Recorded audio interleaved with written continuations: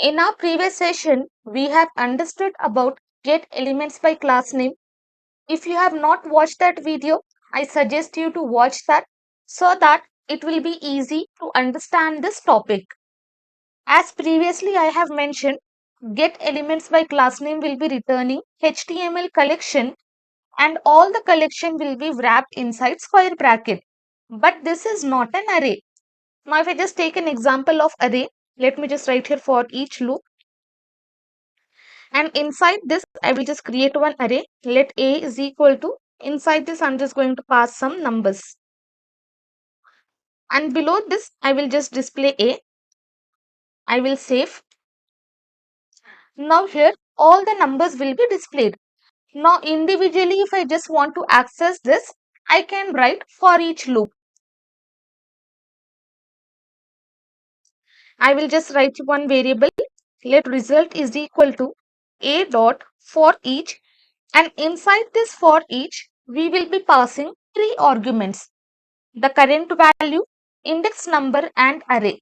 Index number and array are optional, so you do not have to pass.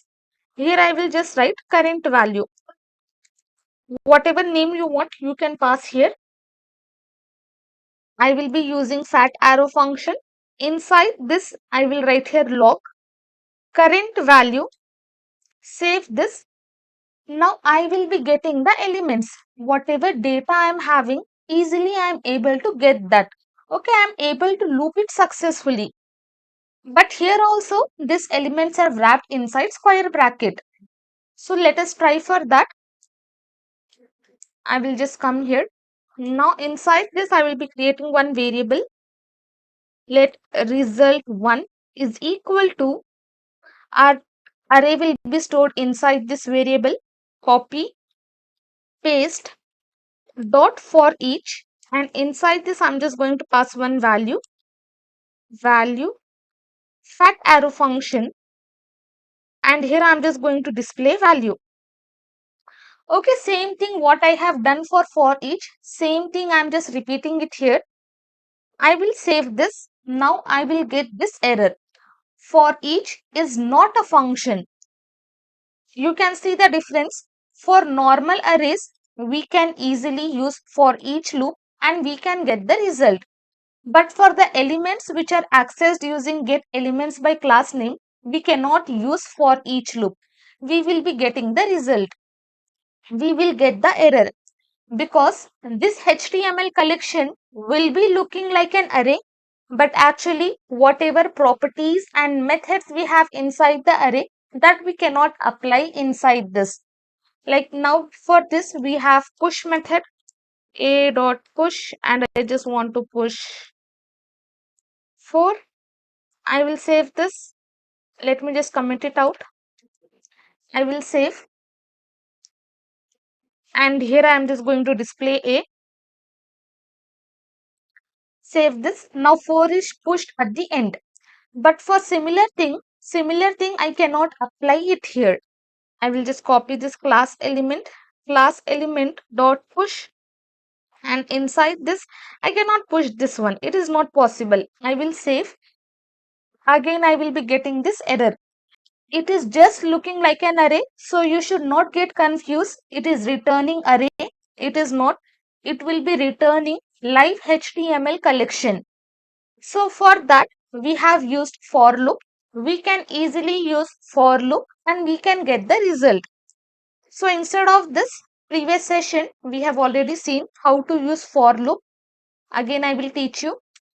For our HTML collection, we can write here for loop. I will be initializing one variable, I is equal to 0. I should be less than my class element dot length. Then later on, I should increase the value of I. At every loop, I have to increase the value of I. Now I can give class element. I can access I. Let me just save this and I will just display this one. Log dot console dot log, and inside this I just want to display this. I will save. Now you can see first time I got this result, first if, then second if, then finally third div.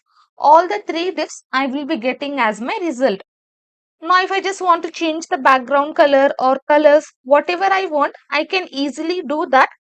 But inside the square bracket here, I have to give the value of I.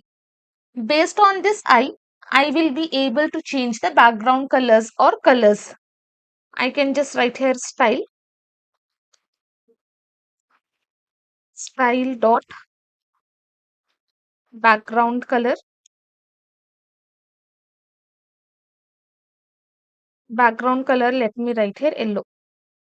I will save this. Now you can see background color for all the three div containers is changed to yellow. So it is very important to understand whatever methods we are having which are provided by DOM API. Let it be get elements by class name or any other method which will be returning HTML collection or node list. It will not be treated as an array. Array is complete different thing, and this HTML collection or node list is a complete different thing. Whatever methods we have inside the array, same we cannot apply for this HTML collections. For that, we have to use for loop. Array methods like for each loop, map method, filter method, we cannot apply in that HTML collection. So this is very important, and this is asked in most of the interview questions. So if you know this, you will be able to answer this in your interviews.